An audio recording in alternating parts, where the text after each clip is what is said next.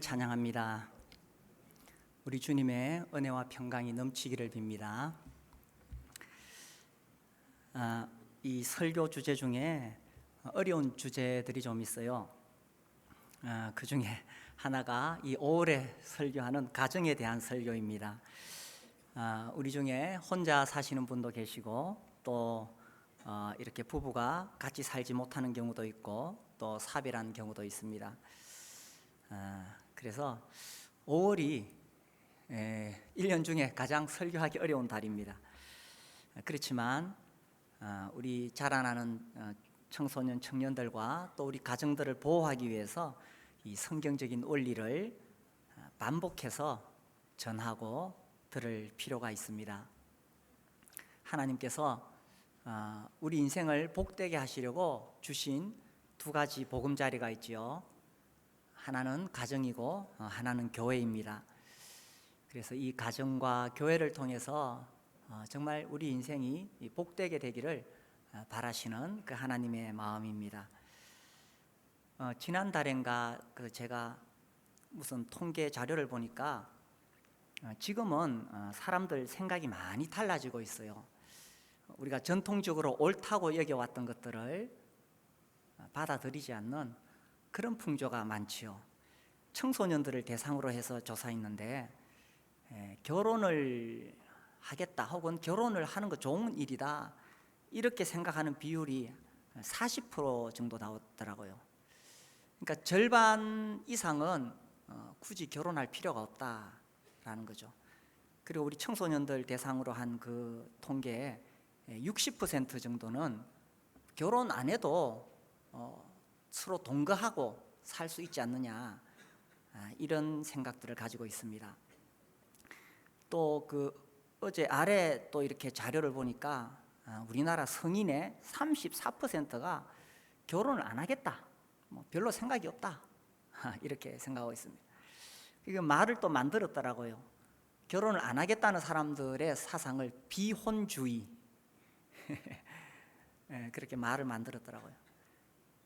싱글 웨딩이라는 게 있네요. 결혼 안 하고 혼자 이렇게 결혼식을 올리고 사진을 찍는 겁니다. 여성들이 결혼 안 하고 싱글 웨딩 한다 이래서 청첩장을 보내고 친구들을 초청하고 그렇게 혼자 결혼식을 올리는 겁니다. 이 시대에 포스트 모더니즘의 시대에 모든 전통과 관습을 깨뜨리는 그런 풍조입니다. 그래서 절대 진리를 거부하고 다원주의, 또 돈이면 다 된다 하는 물질주의, 이런 여러 가지로 표현을 합니다만은 제가 요즘 이렇게 생각해 볼 때에 정말 이 시대의 가치관, 세계관을 한마디로 표현하면 그건 정말 인본주의 같아요. 모든 것이 사람을 중심으로 해서 돌아가는 거죠. 그에 비해서 우리는 하나님께서 우주 만물을 만드셨다고 믿고 있습니다. 그리고 하나님께서 만드셨기 때문에 그분이 주인이시고 또 하나님께서 만드신 후에 이 창조 원리를, 창조 질서를 우리에게 이 성경 하나님의 말씀을 통해서 주셨다고 믿습니다. 그런데 이 모든 하나님의 창조 원리와 창조 질서에 거스리면서 인간이 중심이 되는 사회가 되어가고 있지요. 그러다 보면 점점 이 가정의 가치가 소홀해지게 되고 가벼이 여기게 됩니다. 그렇지만 우리가 오늘 다시 한번 하나님 말씀을 통해서 이 가정의 달 5월에 가정에 대해서 생각해 볼 수 있으면 좋겠습니다. 우리가 오늘 창세기 2장 18절 본문을 읽었습니다. 창세기, 하나님께서 세상을 만드신 이야기입니다. 태초에 세상을 만드신 이야기가 쭉 나오지요. 첫째 날에 빛을 만드시고 다음 날 궁창을 만드시고 또 그 다음 날 풀과 채소와 나무를 만드시고 이렇게 6일째에 사람을 만드셨어요. 그렇죠? 이 하나님께서 쭉 만들어 가실 때에 이 창조의 절정이 뭐냐 하면 여자를 만드신 것입니다. 그래서 남자와 여자가 가정을 이루도록, 그래서 이 가정이야말로 하나님 창조의 절정이 되는 겁니다. 이것이 하나님께서 창조하실 때의 그 질서이고 원리라는 거죠. 물론 특별한 경우에 혼자 살 수 있습니다. 주님의 훌륭한 종인 바울도, 사도 바울도 평생을 독신으로 살았습니다. 그런 경우도 있습니다. 그러나 일반적인 원리에서는 가정을 이루는 것이 하나님의 뜻입니다. 자, 첫 번째 질문은 이것입니다. 결혼을 누가 정하셨느냐 하는 것입니다. 이 결혼 제도, 또 결혼하는 것, 이 결혼을 누가 정하셨어요? 2장 18절 말씀 보세요. 여호와 하나님이 이르시되 사람이 혼자 사는 것이 좋지 아니하니 내가 그를 위하여 돕는 배필을 지으리라 하시니라. 하나님이 이르시되, 결혼을 누가 정하셨어요? 하나님이 정하셨습니다. 이게 무슨 말이냐면 이 결혼은 신성하다는 것입니다. 거룩하신 하나님께서 남자와 여자가 결혼하는 것을 정하셨을 때 이것은 정말 신비로운 것이고 거룩한 것이고 귀한 것이라는 거죠. 그런데 오늘날 사람들은 이런 결혼을 가벼이 여깁니다. 그래서 쉽게 만나서 같이 살다가 어떤 경우는 법적인 제한을 받지 않기 위해서 혼인신고도 하지 않고 그렇게 동거하기도 하고, 또 뭐 그것이 불편하면 또 헤어지기도 하고, 우리 여기 청소년들, 또 결혼하지 않는 청년들, 결혼식 올리기 전에 마음에 들면 같이 동거할 수 있나요? 우리 어른들은 생각할 때에 비록 기독교가 아니더라도 우리는 어렸을 때부터 유교적인 분위기에서 자라왔잖아요.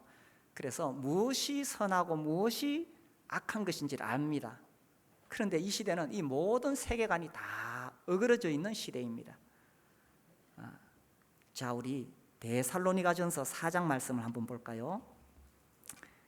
데살로니가전서 4장 3절과 4절을 제가 읽을게요. 하나님의 뜻은 이것이니 너희의 거룩함이라 곧 음란을 버리고 각각 거룩함과 존귀함으로 자기의 아내 대할 줄을 알고. 성경에서는 이와 같은 말씀이 반복해서 나옵니다. 자기의 합법적인 배우자 외에 다른 남자 혹은 다른 여자와 잠자리를 같이 하는 것을 음란이라고 하고 하나님의 거룩함을 저버리는 것이라고 경고하고 있습니다. 그래서 하나님께서 인간에게 주신 절대 계명이 있죠. 10계명입니다. 그 7번째 계명이 간음하지 말라. 그런데 우리나라는 이 간통죄가 폐지되었습니다. 이건 무슨 말이냐 하면 하나님의 절대 진리에 도전하겠다는 거죠. 이렇게 되면 우리나라가 하나님의 복을 받을 수가 없습니다. 이 결혼을 누가 정하셨느냐? 하나님께서 이 결혼을 정하시고 이 결혼에 대해서 매우 하나님께서 귀하게 여기셨고 이것을 계속 성경에서 이 결혼에 대해서 하나님께서 아주 강조하고 계셨습니다. 우리 말라기 2장 15절 말씀을 볼까요? 구약 성경 제일 마지막 2장 15절 제가 읽겠습니다. 그에게는 영이 충만하였으나 오직 하나를 만들지 아니하셨느냐? 어찌하여 하나만 만드셨느냐? 이는 경건한 자손을 얻고자 하심이라. 그러므로 네 심령을 삼가 지켜 어려서 맞이한 아내에게 거짓을 행하지 말지니라. 어려서 맞이한 아내에게 거짓을 행하지 말지니라. 이건 남자에게 하는 경고 같죠? 남자뿐만 아니라 여자도 처음 만났던 그 아내나 남편에게 거짓을 행하지 마라. 이 14절에 너희는 이러기를 어찌 됨이니까 하는도다. 이는 너와 네가 어려서 맞이한 아내 사이에 여호와께서 정인이 되시기 때문이라. 그는 네 짝이요 너와 서약한 아내로되 네가 그에게 거짓을 행하였도다. 그래서 젊은 날에 남자와 여자가 만나서 가정을 이루었는데 서로에게 서약했는데 거짓을 행하였다. 이런 것을 책망하고 있는 것입니다. 여기 서약이라는 의미, 계약이 아니죠. 계약은 서로의 편의를 위해서 계약하는 것입니다. 서약은 그런 의미가 아닙니다. 그리고 나아가 결혼 서약은, 혼인 서약은 단순히 인간 사이에 있는 서약이 아닙니다. 하나님 앞에서 하는 서약입니다. 제가 주례할 때에 이 혼인 서약을 써오라 그래요. 써올 때 그 내용 중에 하나님 앞에서 서약합니다, 이런 내용을 넣도록 합니다. 저는 어떤 면에서 주례자 없이 결혼식을 올리는 것에 이렇게 찬성하지 않습니다. 이렇게 요즘은 뭐 신랑 신부 둘이서 손잡고 나와가지고 자기들끼리 결혼식 하더라고요. 그러나 그것보다는 하나님 앞에서 하나님의 말씀을 근거로 해서 하나님의 말씀을 대언하는 주례자를 세우고 하나님 앞에서 서약하는 것이 성경적이라고 봅니다. 그래서 이렇게 서약을 할 때에 하나님께서 또한 그 가정을 지켜주시죠. 그래서 이 결혼은 하나님께서 매우 귀중하게 여기십니다. 이 말라기 2장 15절을 메시지 성경에서, 메시지 성경은 내용을 이렇게 풀어서 쓴 성경입니다. 이렇게 번역했어요. 한번 들어보세요. 결혼은 너희가 아닌 하나님의 작품이다. 그 세부 사항 하나하나에까지 그분의 영이 깃들어 있다. 그분이 결혼해서 원하시는 것이 무엇인지 아느냐?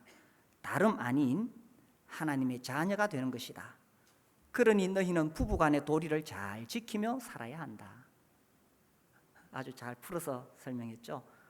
결혼은 사람이 만들어낸 것이 아니라 하나님의 작품입니다.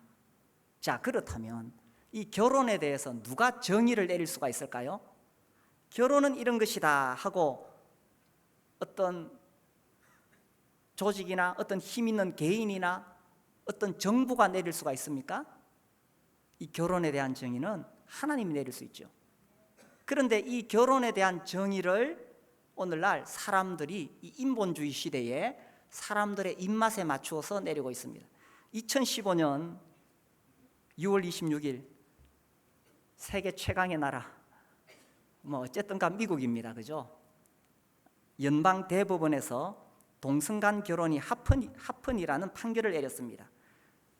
이 내용의 마지막 부분이 이 열린문 잡지에 나오니까 한번 읽어보세요. 열린문 잡지에서 계속 이 동성애에 대해서 시리즈로 싣고 있습니다. 우리 교회는 이보다 더 앞서 주일 오후에도 이 동성애에 대해서 몇 번 특강 시간을 가졌습니다. 여기 판결문의 마지막 부분에 이렇게 나옵니다. 결혼보다 심오한 결합은 없다. 맞는 말이죠. 결혼은 사랑, 신의, 헌신, 희생, 그리고 가족의 가장 높은 이상을 담고 있기 때문이다. 맞는 말이죠. 혼인을 이루면서 두 사람은 이전에 혼자였던 그들보다 위대해진다. 근데 여기서 말하는 두 사람이 누구냐 하면 바로 남자와 남자 혹은 여자와 여자를 말합니다. 그들은 법 앞에서 동등한 존엄을 요청하였다. 여기서 말하는 그들은 남자와 남자 혹은 여자와 여자가 이제 결혼하겠다는 거예요. 그렇게 했을 때 전통적으로는 그것이 받아들여지지 않았습니다. 그러나 연방 헌법은 그들에게 그럴 권리를 부여한다. 아무리 세계 최강의 나라 미국이라 할지라도 거기서 결혼에 대한 정의를 내릴 수는 없습니다. 결혼은 사람이 만든 것이 아니라 하나님의 아이디어입니다. 하나님의 작품입니다. 그래서 하나님이 결혼에 대해서 정의를 내릴 수가 있습니다. 그래서 하나님께서 이 아담을 만드시고 내가 그를 위하여 돕는 배필을 지으리라 하시면서 하와 여자를 만드신 거죠. 이 동성애가 합헌이 되면은 여러 가지 심각한 문제들이 많이 일어납니다. 소수 인권 보장이라고 하지만 사실은 역차별이 일어나고 있습니다. 영국 같은 경우에는 여러 많은 사례들을 지금 계속 알려주고 있는데 이 열린문에 여러 가지 사례가 나옵니다. 그 중에 마가렛 존스의 이야기가 나옵니다. 이 사람은 등기소의 직원이었는데 그 상사가 물었어요. 당신은 기독교 믿는데 당신의 그 기독교적인 신앙이 동성애를 반대하느냐? 뭐라고 대답해야 됩니까? 예수 믿는 사람이니까 당연히 반대한다고 말해야 되겠죠. 바로 해고되었습니다. 만약에 동성애자들이 저에게 찾아와서 주례를 부탁했는데 제가 거절하면 바로 감방에 가야 됩니다. 그래서 미리 아예 정관에다가 그걸 정하라 그러더라고요. 우리 교회는 이런 과정에 있는 사람에게 결혼식을 허락하고 주례할 수 있다. 정관을 정하라고 하더라고요. 그렇지만 그것이 상위법에 얼마나 효력이 있는지는 모르겠습니다. 아무튼 우리가 이런 시대에 살아가고 있는데 이 다 인본주의죠. 사람 중심입니다. 하나님은 남자와 여자가 결혼하는 것을 제정하셨습니다. 이 결혼은 얼마나 중요한 것인지 모릅니다. 그래서 하나님께서 정하셨고 이 창조 질서에 맞는 거예요. 이 결혼을 내가 행복하려고 결혼하면 불행해지기 십상입니다. 내가 행복해야 되겠다. 나 중심이 되면 안 되겠죠. 우리가 하나님 앞에 순종하는 마음으로 하나님의 창조 질서에 따라, 창조 원리에 따라 결혼하면 행복은 따라오게 되는 것입니다. 우리 여기 청소년, 청년들은 설마 아까 이야기한 40% 안에 안 들겠죠? 여러분 다 결혼하세요. 물론 하나님께서 사도 바울처럼 특별하게 부르신 경우도 있습니다만은 일반적인 경우에는 결혼을 하는 것이 창조 질서의 아름다운 거예요.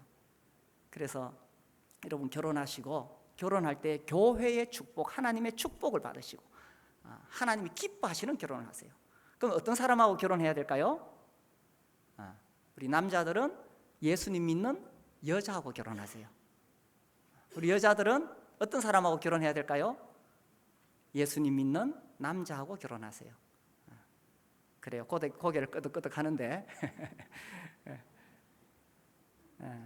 그리고 이미 결혼하신 분은 이 가정을 정말 귀하게 여겨야 됩니다. 왜냐하면 결혼은 하나님께서 만드신 것이기 때문에 이것이 얼마나 소중한 것인지 모릅니다. 그래서 우리를 행복하게, 우리를 복되게 하신 하나님께서 가정을 만들도록 하셨고 그 안에서 우리가 행복을 누리는 거예요. 결혼하면 참 좋습니다. 오늘날 이 깨어진 가정들이 많으니까 그걸 보고 이 미혼 처녀 총각들이 아유 결혼한 거 보니까 너무 힘들다. 내 친구 결혼해서 내 직장 생활하고 늦게 피곤한데 퇴근해 와서 또 아이들 돌봐야 되고 남편 뒷바라지해야 되고 그리고 내 둘이 안 맞아서 싸우고 저러느니 혼자 살겠다. 그러나 이 창조 질서와 원리에 따라 그리스도 안에서 결혼하면 시간이 지날수록 더 행복해집니다. 가정이 있다는 것이 얼마나 복된 것인지 모릅니다. 아내가 있다는 것이 얼마나 좋은지 모릅니다. 하나님께서 우리를 구원하셔서 하나님의 자녀로 삼으시고 교회를 주셨고 이 땅에 사는 동안에 가정을 주셨다는 것은 얼마나 귀하고 복된 일인지 모릅니다. 자, 두 번째 질문은 이것입니다. 왜 결혼을 정하셨느냐? 하나님께서 결혼을 정하셨는데 왜 정하셨느냐? 2장 18절 여호와 하나님이 이르시되 사람이 혼자 사는 것이 좋지 아니하니 내가 그를 위하여 돕는 배필을 지으리라. 왜 정하셨어요? 혼자 사는 것이 좋지 아니하니 하나님께서 이 6일 동안 창조하실 때에 보시기에 좋았더라, 보시기에 좋았더라 이런 말씀이 반복해서 나옵니다. 그런데 혼자 사는 것이 좋지 아니하다, 이 좋지 아니하다는 말씀을 하셨어요. 하나님 만드신 이 창조, 하나님의 그 피조물, 피조 세계가 얼마나 아름다웠겠어요? 하나님 만드셨으니까. 그런데 좋지 않은 것이 있었는데 혼자 사는 것이 좋지 않았다는 것입니다. 그래서 하나님은 함께 살도록, 더불어 살도록 이 가정을 이루도록 하셨어요. 그런데 오늘날 세상 문화 가치관은 혼자 살도록 하는 분위기입니다. 제가 어제 아래도 이렇게 비혼주의하는 그 자료를 보니까 거기서도 어떤 문제의 심각성을 제기했더라고요. 이러다가 대한민국 인구가 점점 더 줄어든다. 그래서 2030년부터 어떻게 되고 막 그런 이렇게 자료가 나오더라고요. 우리나라 출산율이 어떻고 이렇게 나오더라고요. 그래서 지금 이 시대에 점점 하나님의 이 질서로부터 멀어지고 있는데 제가 한번 TV를 보니까 제가 TV 이야기 설교 시간에 해서 죄송한데 우리가 여기 이사하고 나서 TV 샀어요. 그전에 TV 없었습니다. TV를 이렇게 보니까 프로그램 중에 이런 게 몇 번 봤어요. 혼자 사는 사람들 이야기. 보셨어요? 뭐 산에 들어가가지고 혼자 사는 남자 이야기. 혼자 살려면 왜 결혼했어요, 그죠? 처음부터 하지 말지. 아무튼 막 혼자 사는 거 어떻게 보면 멋있어요. 야, 세상을 떠나서, 문명을 떠나서 자연과 함께, 그죠? 근데 그런 것들을 자꾸 비추어 주면 사람들은 자기도 모르게 혼자 사는 게 멋있네. 왜 TV에서 그런 게 나올까요? 이 세상은 하나님의 창조 원리를 계속 거스리고 있는 거예요. 계속 거스리고 그렇게 가고 있는 거예요. 그래서 혼밥, 혼술 이런 말을 합니다. 우리 여기 연세 드신 분들은 그게 무슨 뜻인지 아시는가요? 혼밥, 혼술. 요즘 사람들은 다른 사람들과 어울리는 것을 매우 불편해하고 어려워합니다. 자기가 이렇게 손해 안 보고 불편을 느끼지 않으려고 하니까 혼자 밥 먹고 혼자 술 마시고. 그런데 하나님은 혼자 사는 것이 좋지 않다고 말씀하셨습니다. 요즘은 그런 이야기 잘 안 나오는데 한동안 우리나라에 뭐 기러기 아빠 이런 말들이 나왔어요. 저는 그런 말 들을 때 깜짝 놀랐어요. 아무리 자식 공부가 중요하지만 어떻게 부부가 별거에서 자식 공부시킨다고 멀리 유학 보내고 아버지 혼자 한국에서 돈 번다고 있고 기러기 아빠. 제가 그 이야기 들었을 때 이건 매우 성경에 어긋난다고 생각했어요. 혼자 사는 것이 좋지 아니하니 하고 하나님께서 말씀하셨어요. 사업 문제도 마찬가지입니다. 사업상 뭐 잠시 이렇게 떨어져 있을 수는 있겠어요. 그러나 긴 시간 동안 떨어져 있는 것은 하나님 창조 원리에 맞지 않습니다. 혼자 사는 것이 좋지 아니하니. 어쨌든 자식 공부든지 사업 문제든지 어떤 식으로든지 부부가 별거에서 사는 것은 하나님의 창조 원리에 맞지 않다는 거죠. 혼자 사는 것이 좋지 않다고 하셨습니다. 하나님께서 함께 살도록 하셨어요.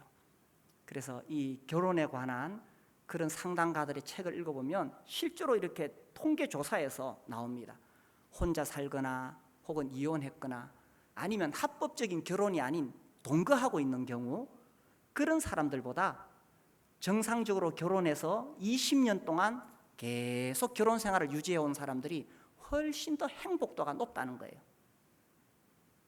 처음에 결혼하면 내가 왜 결혼했나 이렇게 갈등을 할 수도 있어요. 내가 실수했는가벼 갈등할 수도 있어요. 그런데 그런 갈등을 넘어서서 성숙해지고 한 20년쯤 지나게 되면 정말 행복합니다. 신혼이 행복하다고 말하지만 물론 그 신혼의 행복도 있지만 그런 신혼의 갈등의 고비를 잘 넘어가서 서로가 성숙해질 때 그리스도 안에 있는 신랑과 신부는 예수님 믿는 남편과 아내는 참 행복합니다. 정말 행복합니다. 하나님께서 행복의 보금자리로 우리에게 가정과 교회를 주셨는 거예요. 올해 2017년 종교개혁 500주년 기념주년이라고 막 떠들썩합니다. 그죠? 루터가 1517년에 종교개혁하고 수도사였습니다. 루터는 혼자 살죠. 그런데 이제 이 종교개혁의 물결이 일기 시작했을 때에 이 로마 가톨릭에서 가르치는 잘못된 관습으로부터 벗어나기 위한 그런 여러 많은 운동들이 있었어요. 그래서 이 루터의 책을 읽은 어느 수녀원의 수녀들이 우리는 더 이상 수도원에 갇혀 있을 수 없다. 우리가 정말 그 루터의 가르침대로 살고 싶다. 이래가지고 탈출을 하려고 그랬어요. 근데 그 당시에 수도원에서 수녀들이 탈출하거나 탈출을 돕게 되면 사형에 처해질 수 있는 그런 분위기입니다. 근데 아무튼 루터가 도와줘가지고 이 청어를 공급하는 상인의 마차에 숨어서 이 수녀들이 탈출합니다. 그 중에 이제 카타리나라는 수녀가 있죠. 다른 수녀들은 다 이렇게 결혼하거나 했는데 카타리나는 결혼을 못했어요. 그 당시 독일에서는 15세, 16세에 처녀들이 결혼했는데 카타리나는 26세였습니다. 근데 사실 이 루터를 좋아하고 있었는 거예요. 루터가 그 당시에 42살입니다. 그래서 16살이나 차이 나는데 결혼하게 됩니다. 주위에서 막 소문이 무성했어요. 저 수도사하고 저 수녀가 저 16살 차이 나는데 결혼한다고 소문이 무성했지만 루트는 담대하게 결혼했습니다. 그래서 교황에게 한 방 먹이기 위해서 우리가 결혼할 수 있다, 이것이 성경적이라는 거죠. 그래서 이 두 사람이 이 결혼을 하고, 이 루트는 이 결혼을 종교개혁의 일환으로 생각했던 것입니다. 왜냐하면 그 당시에는 수도사, 수녀 이렇게 혼자 사는 것이 하나님을 잘 섬기는 분위기라고 로마 가톨릭이 그렇게 만들어놨어요. 그러나 성경은 그렇지 않죠. 결혼하는 것입니다. 그래서 이렇게 말했어요. 만일 결혼이라는 것이 없다면 세상은 황폐해지고 모든 피조물이 무로 돌아가며 신앙도 무의미한 것이 되고 말 것입니다. 그렇게 결혼을 했어요. 근데 16살 차이 나니까 뭐 그 수녀가 아름다웠느냐? 어떤 그 역사가의 기록에 보니까 카타리나가 그렇게 예쁜 여자는 아니었대요. 그래서 아마 루트는 카타리나가 아름다워서 결혼한 것은 아닐 것이다. 그녀의 외모는 유럽인이라기보다는 아프리카인에 가까웠다, 이렇게 나옵니다. 뭐 아프리카인이 못생겼다는 뜻이 아니라 이제 사회적인 어떤 기준이 있잖아요, 그죠? 그리고 이제 이 루터가 아무튼 행복한 결혼 생활을 했고, 이렇게 말했습니다. 만일 내가 아내를 잃는다면 비록 여왕이라 할지라도 나는 다른 여자와 다시 결혼하지 않으리라. 그렇죠. 지금 같이 살고 있는 아내보다 더 좋은 여자가 세상에 어디 있겠어요? 우리 형제님들 아멘이십니까? 하나님께서 우리에게 가장 귀한 사람을 보내주셨습니다. 그래서 함께 살도록 하나님께서 이 창조 원리를 정하셨다는 것입니다. 이 가족은 참 소중하죠, 그죠? 함께 사는 것. 그래서 하나님께서 혼자 사는 것이 좋지 아니하니 내가 그를 위하여 돕는 배필을 지으리라. 이 돕는 배필, 이 험한 세상을 살아갈 때 서로 의지하고 도와주도록 돕는다. 이 히브리어가 에제르라는 뜻, 에제르. 이 돕는다는 이 히브리어 단어가 어디에 쓰이냐 하면 성경에서 이 단어가 나올 때는 하나님께서 도우신다 하는 그런 의미가 있습니다. 이 절대절명의 군사적인 위기에서 하나님께서 도우신다. 그러니까 이 돕는 배필이라는 것이 아내가 뭐 집에 와서 청소하고 설거지 해준다 그런 뜻이 아니에요. 남편에게 절대적으로 중요한 역할을 한다는 것입니다. 그러니까 남편들이 혼자서 막 결정하고 카드 끌고 이렇게 하면 안 돼요. 아내가 정말 절대적인 중요한 역할을 하기 때문에 아내와 상의해야 되고, 또 아내도 자신의 역할이 얼마나 중요한지를 알고 남편이 혹 잘못된 길로 가면 정말 막아야 됩니다. 과감하게. 그러니까 하나님의 도움, 강력한 도움, 전쟁에서 이기느냐 지느냐 얼마나 중요한 순간입니까? 그 전쟁의 성패를 가름하는 그런 도움이라는 뜻입니다. 이 배필이라는 뜻은 한 벌의 반쪽 딱 맞는 퍼즐 조각, 이런 의미를 가지고 있습니다. 그래서 둘이서 이렇게 쫙 만든 그런 걸 이야기하죠. 이 전도서 4장 말씀에 보면 4장 9절, 두 사람이 한 사람보다 나으면 그들이 수고함으로 좋은 상을 얻을 것입니다. 그래서 혼자 사는 것은 좋지 않다. 두 사람이 한 사람보다 낫다. 12절, 한 사람이면 패하겠거니와 두 사람이면 맞설 수 있나니 세 겹줄은 쉽게 끊어지지 아니하느니라. 그래서 이 세상 살면서 많은 험난한 일을 당할 때에 두 사람이면 맞설 수 있다는 것입니다. 그래서 살다 보면 정말 어려운 위기가 많이 오잖아요. 경제적인 어려움이 오기도 하고 또 불행한 사고가 나기도 하고, 혼자서는 12절 말씀, 한 사람이면 패하겠거니와. 그렇죠. 혼자서 그런 어려움을 감당하기는 너무 어렵습니다. 그러나 두 사람이면 맞설 수 있다는 것입니다. 가정에 위기가 왔습니까? 이때 정말 아내가 필요하고 남편이 필요한 거예요. 이때 두 사람이 힘을 합해서 이겨나가는 거예요. 돕는 배필이죠. 그래서 주님 말씀하시기를 남편은 아내를 사랑하라. 우리 주님이 십자가에서 자기 목숨을 우리를 위해 주신 것처럼 목숨을 버려서라도 아내를 사랑하라 말씀하시고, 아내에게는 교회가 주님에게 순종하듯이 순종하라 이렇게 나옵니다. 그래서 이 하나님께서 우리가 창세기 2장 다시 돌아가 보면 혼자 사는 것이 좋지 아니하니 돕는 배필을 지으리라 하시고는 21절에 여호와 하나님이 아담을 깊이 잠들게 하시니 잠들매 그가 그 갈빗대 하나를 취하고 살로 대신 채우시고, 그래서 갈빗대로 만드셨다. 그래서 22절에 여호와 하나님이 아담에게서 취하신 그 갈빗대로 여자를 만드시고 그를 아담에게로 이끌어 오시니 23절 아담이 이르되 이는 내 뼈 중에 뼈요 살 중에 살이라. 얼마나 소중한 존재입니까? 내 뼈 중에 뼈요 내 살 중에 살이라. 그렇게 맞이하게 됩니다. 그래서 남편에게 아내는 뼈 중에 뼈요 살 중에 살이요. 그죠? 아내에게도 마찬가지. 남편은 얼마나 소중한 존재입니까? 탈무드에 이렇게 나옵니다. 하나님께서 왜 갈빗뼈로 만드셨느냐? 물론 그 히브리어 원어를 뭐 이렇게 분석하기도 합니다만은 탈무드에서는 인생의 교훈을 주기 위해서 그렇게 말하고 있어요. 하나님께서 만약에 아담의 머리뼈로 만들었다면 이 여자가 남편을 막 머리뼈로 만들었으니까 남편을 지배하려고 그러거든. 만약에 발등뼈로 만들었다면 여자는 남편에게 짓밟힐 것이다.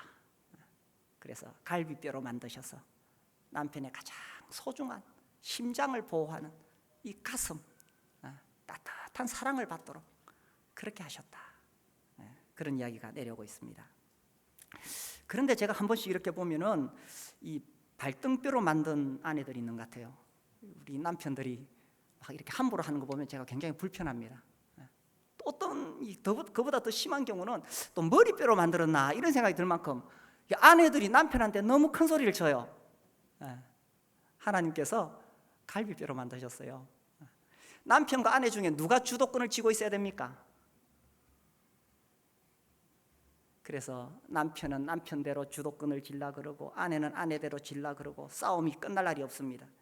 이 3장 16절에 보면 또 여자에게 이르시되 내가 네게 임신하는 고통을 크게 더하리니 네가 수고하고 자식을 낳을 것이며, 그 다음 보세요. 너는 남편을 원하고 남편은 너를 다스릴 것이니라. 이 너는 남편을 원하고 남편은 너를 다스릴 것이니라, 이것을 이 히브리적인 문법에 따라 해석하면 이렇게 됩니다. 남편을 원한다는 것이 남편을 다스리기를 원하고 또 남편도 너를 다스리기를 원한다, 이런 의미를 가지고 있습니다. 그러니까 서로 다스리려고 싸우는 거죠.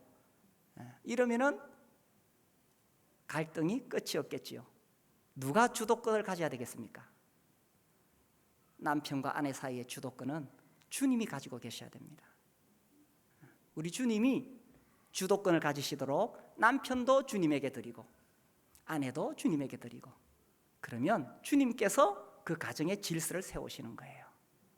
그래서 그렇게 되면 남편은 아내를 사랑하게 되고 아내는 남편에게 복종하게 되고, 그래서 예수님을 믿는 가정이 행복한 거예요.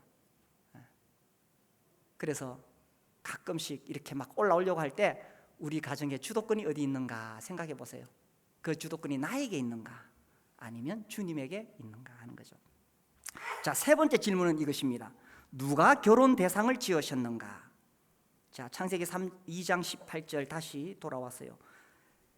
여호와 하나님이 이르시되 사람이 혼자 사는 것이 좋지 아니. 그 다음 보세요. 누가요? 내가 그를 위하여 돕는 배필을 지으리라. 이 내가가 누굽니까? 하나님이시죠.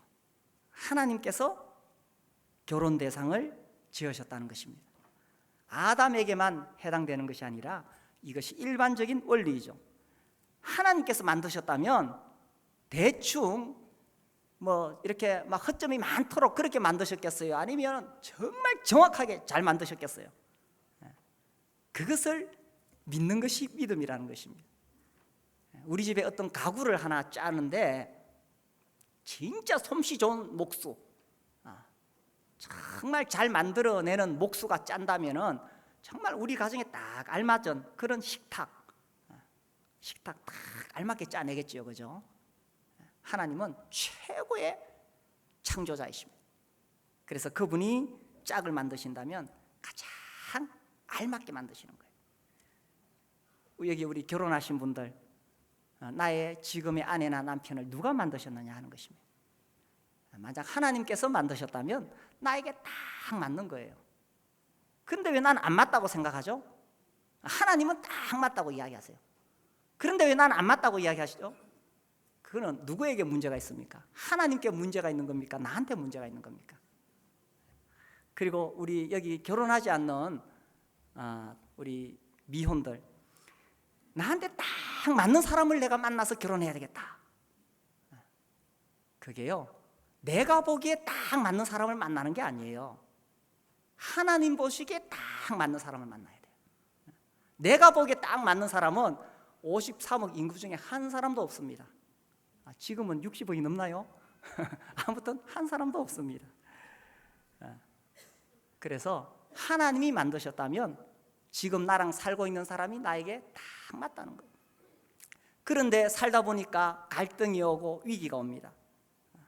왜? 하나님이 만드시면 딱 맞아야 되는데 왜 결혼에 위기가 오느냐? 그것이 나한테 맞추려고 하니까 위기가 오는 거예요. 누구에게 맞춰야 되느냐? 하나님께 맞추는 것입니다. 하나님께 맞추면 두 사람이 딱 맞게 돼 있어요. 그래서 그리스도 안에서 점점 더 성숙해지고 또 하나님을 경외하고 그렇게 하면 결혼하고 나서 살아가면 살아갈수록 더 잘 맞고 내 아내가, 내 남편이 더 귀하고 더 소중하고 하나님께 감사하고 그렇게 되는 거예요. 위기가 오는 것은 나한테 맞추려고 하니까 안 맞는 것이고, 그래서 하나님이 내가 더 성숙해지기를 바라시는 겁니다. 내가 성숙해지고 내가 하나님 경외하고 그렇게 하면 시간이 갈수록 더 잘 맞아가는 거예요. 많은 결혼 상담가들이 5년이 고비라고 합니다. 기본적으로 5년을 넘겨야 된다고 해요. 그래서 그 5년을 넘기지 못해서 헤어지거나 갈등하거나 너무 심한 상처를 줄 수가 있다고 합니다. 그런데 가장 기본적으로 5년의 고비를 넘기고 나면 그 다음부터는 서로 맞춰가기가 더 쉽다고 합니다. 그래서 지금의 배우자 참 나한테 안 맞는 것 같죠? 아유, 내 남편은 왜 이렇게 방귀 소리가 큰지 모르겠어요. 그리고 발도 안 씻고 잘라 그래요. 아유, 아내가 잔소리가 너무 많아요. 온 집안에 다니면서 줄줄 흘리고 다녀요. 지금 보기 안 맞는 것 같지만 하나님 경외하면 하나님께서 만드셨기 때문에 딱 맞게 만드셨다는 거예요. 그래서 우리의 시선을 아내나 남편을 통해서 내가 뭔가 얻으려고 아내나 남편을 바라보면 채워지지 않는 겁니다. 그래서 미숙한 사람들은 이제 결혼하면 행복할 거야, 아내가 나를 행복해 줄 거야, 절대 그렇지 않습니다. 아내나 남편 다 미숙한 사람들이죠. 우리 다 부족한 사람들입니다. 그래서 상대방이 나를 행복하게 내 기대를 채워주지 않습니다. 그래서 우리의 시선을 주님께 향하는 것입니다. 이 많은 결혼 상담가들이 한결같이 주장하는 게 있어요. 결혼한 부부가 공통의 비전을 가지고 있느냐 이걸 묻습니다. 공통의 사명을 가지고 있느냐 이걸 묻습니다. 그래서 그들이 교회 안에서 함께 섬길 수 있는 분야가 있느냐 이걸 물어요.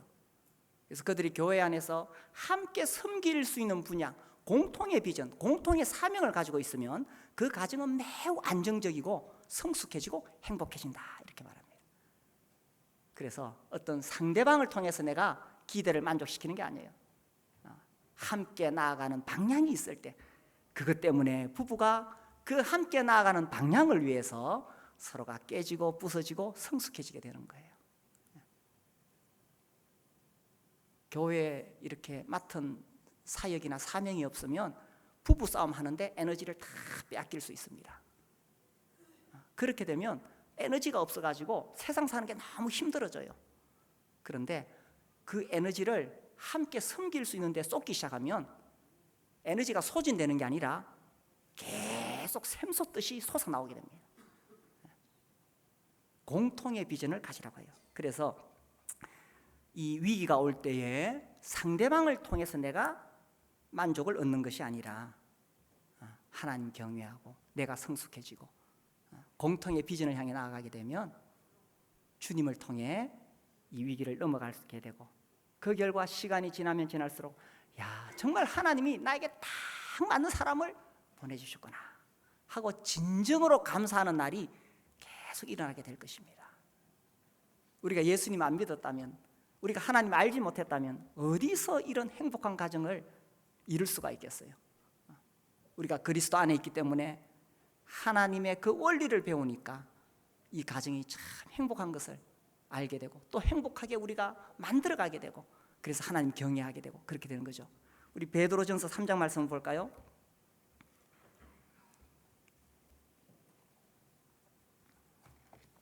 베드로전서 3장 1절입니다. 3장 1절 우리 같이 한번 읽겠습니다. 시작. 아내들아 이와 같이 자기 남편에게 순종하라.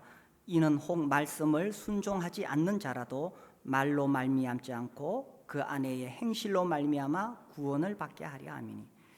성경에서는 한결같이 아내가 남편에게 순종하고 복종하라고 가르치고 있습니다. 이것은 아내가 열등해서 그렇게 하라는 뜻이 절대로 아닙니다. 우리 주님은 아버지 하나님과 예수 그리스도는 동등하신 삼위일체입니다. 그렇지만 예수님은 아버지 하나님께 순종하셨어요. 그와 같은 원리입니다. 동등하지만 순종하는 거예요. 7절 같이 읽겠습니다. 시작. 남편들아 이와 같이 지식을 따라 너희 아내와 동거하고 그를 더 연약한 그릇이요 또 생명의 은혜를 함께 이어받을 자로 알아 귀히 여기라. 이는 너희 기도가 막히지 아니하게 하려 함이라.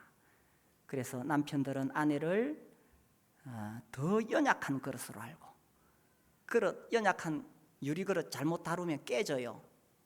깨지면 그거 붙일 수 있습니까? 깨진 그릇 붙일 수 없어요. 한번 깨지면. 그래서 유리그릇 다루듯이 깨지지 않도록 살살 조심해서 다루라는 것입니다. 그래서 이렇게 하면 진짜 행복한 가정 되겠죠. 하나님께서 이 가정을 명하셨습니다. 하나님 정말 우리가 행복한 인생 살기를 바라시기 때문에 가정을 주셨어요. 이 창조 원리에 따라서 우리 미혼들은 잘 준비해서 하나님 예비하신 배우자와 결혼하기를 바라고, 또 이미 결혼하신 분은 이 가정을 소중히 여기고 지금 나의 남편, 지금 나의 아내 얼마나 소중한 사람입니까? 나이가 들수록 미안한 것밖에 없죠. 그죠? 내 만나서 얼마나 고생했나, 미안한 것밖에 없죠. 그래서 더 귀하게 여기고, 그래서 우리가 정말 행복한 가정, 부부 관계를 이루고 있는 것을 볼 때에 우리 자녀들도 그런 가정을 꿈꾸면서 자라가고 나중에 독립해서 그런 가정을 이루게 가는 거예요. 그래서 우리 교회 공동체가 정말 행복한 가정들을 세워가고 또 그런 가정들을 통해서 교회가 건강하게 세워지고 세상이 어떻게 흘러가든지 우리는 하나님 말씀의 원리 안에서 이 교회를 세우고 가정을 세우고 그렇게 될 수 있게 되기를 바랍니다. 우리 함께 일어나서 기도하겠습니다.